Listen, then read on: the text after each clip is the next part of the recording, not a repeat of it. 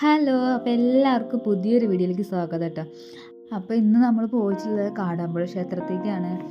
വീടിൻ്റെ അവിടുന്ന് കുറച്ച് പോയാൽ മതി. എന്നാലും കുറേ ആയി അവിടേക്ക് പോയിട്ട്. തൃക്കാർത്തികേൻ്റെ ടൈമിൽ പോയതാണ്. പിന്നെ ഇപ്പോഴാണ് പോണത്. അവിടെ കുറേ മാറ്റങ്ങളൊക്കെ വന്നിട്ടുണ്ട് കേട്ടോ. അമ്പലത്തിനെ കുറിച്ച് പറയുകയാണെങ്കിൽ നമ്മുടെ പുരാതന കേരളത്തിലെ 108 ദുർഗാ ക്ഷേത്രങ്ങളിൽ ഒന്നാട്ടോ കാടാമ്പുഴ ക്ഷേത്രം. പിന്നെ കേരളത്തിൽ തന്നെ പ്രശസ്തമായ ക്ഷേത്രങ്ങളിൽ ഒന്നാട്ടോ.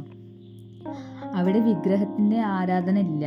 പകരം അവിടെ കുഴിയിൽ പ്രതിഷ്ഠിച്ച ഒരു കണ്ണാടി കേട്ടോ, അതിലാണ് ആരാധന. പിന്നെ ക്ഷേത്രത്തിലെ പ്രധാനമായിട്ടുള്ള വഴിപാടെന്ന് വെച്ചാൽ മുട്ടറക്കലാണ്. അവിടെ പ്രധാനമായിട്ട് 2 വഴിപാടുകളുണ്ട്.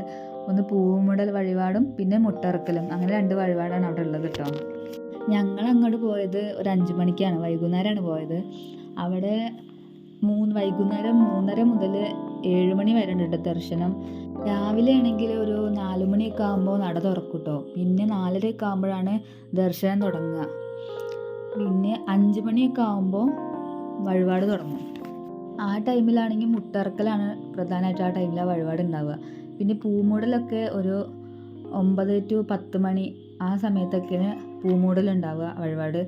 പിന്നെ ആ സമയത്ത് മുട്ടറക്കൽ അവിടെ ഉണ്ടാവില്ല കേട്ടോ. പിന്നെ 12 മണിയൊക്കെ ആകുമ്പോഴേക്കിനും നട അടയ്ക്കും കേട്ടോ. എനിക്കറിയാവുന്ന കുറച്ച് കാര്യങ്ങളൊക്കെ ഞാൻ പറഞ്ഞിട്ടുണ്ട്.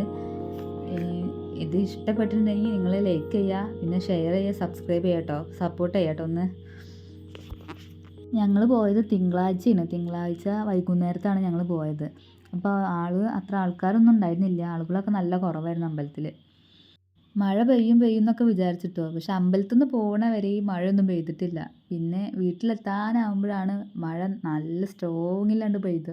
ഞങ്ങൾ പിന്നെ അമ്പലക്കുളത്തിലോട്ടൊന്ന് പോയി നോക്കിയിട്ട് അവിടെയൊക്കെ നിറച്ച് വെള്ളമാണ്. സ്റ്റെപ്പിൻ്റെ മുകളിൽ വരെ വെള്ളമാണ്. അപ്പോൾ അങ്ങോട്ട് ഇറങ്ങാനൊന്നും പറ്റുന്നില്ല. നല്ല വഴുക്കലുണ്ട്. അപ്പോൾ അങ്ങോട്ട് പിന്നെ ഇറങ്ങാനൊന്നും നിന്നില്ല.